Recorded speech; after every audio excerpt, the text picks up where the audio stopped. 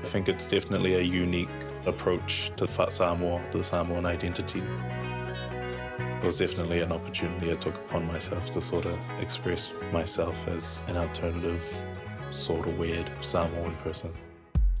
My name is Jess Fu. 我叫傅冠兰, he uri tēnei no haina. I'm a DJ and music journalist. On this show, I'll be chatting to musicians who use their art to explore their cultural roots. This is Amplified.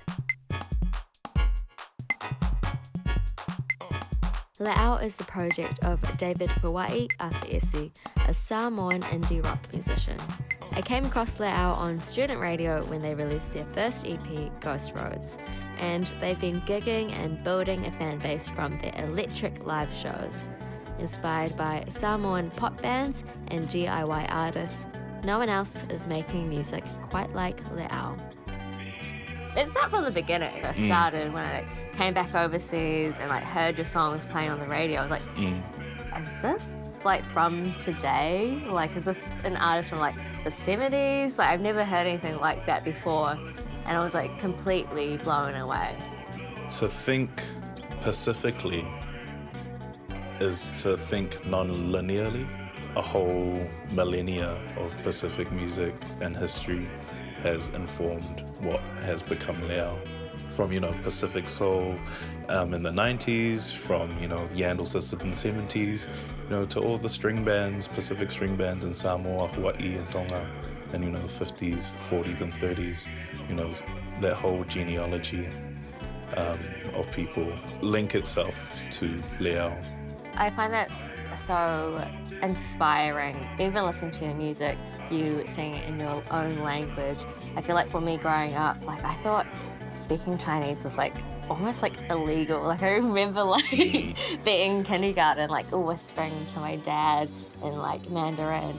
What was that like for you to learn your language and be able to sing so confidently in it and to use that as part of Leao? When you're singing in your language, those experiences, come up through emotionally, just this massive wave of rejoice.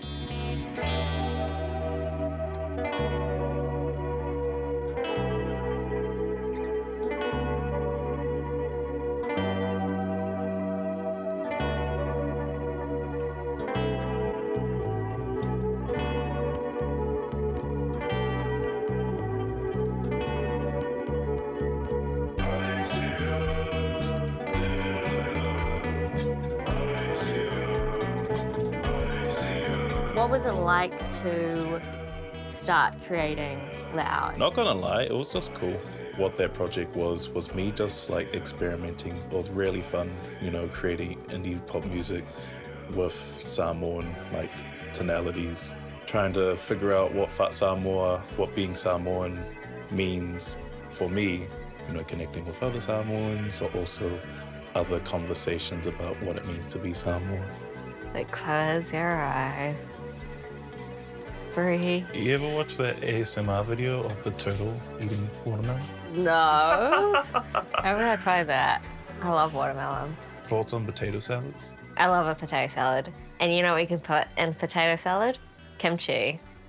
Oh. Man, it's bomb. Or you do mashed potatoes and kimchi, and it's it's really good. As a Samoan artist, do you feel there's any expectations of you? Fat Samoa literally means to do in the way of Samoa.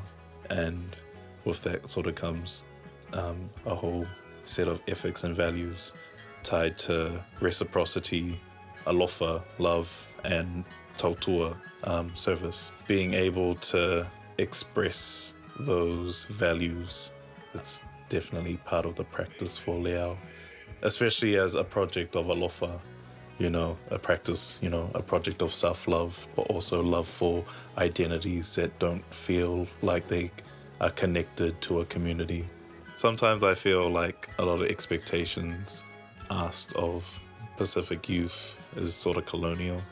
Just don't be flamboyant, don't be koklaikiki, which means, to be rebellious, which just perpetuates sort of a really rigid approach to living. Art, fashion, dialogue, and music being able to use those as vehicles to rebel, but also express oneself through joy.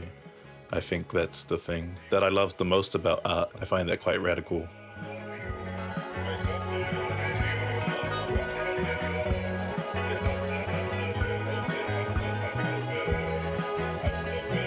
The way I see you, you're really adapting that for you and how you can express yourself. Music is a form of transport, and when I'm writing these Leao songs, when I'm performing these Leao songs, they're transporting me to a space where I feel fully held in my culture, but also in myself, purely because it's fun.